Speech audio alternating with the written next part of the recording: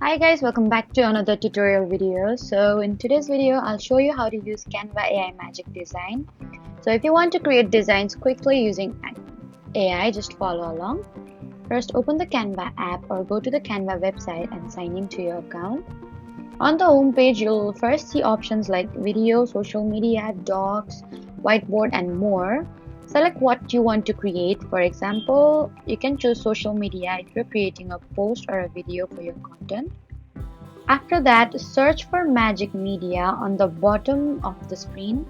Now type a simple prompt describing what you want to create. For example, a modern Instagram post for a tech page or a YouTube thumbnail for a gaming channel. Canva will instantly generate multiple designs based on your prompt. Next, pick the design you like and open it.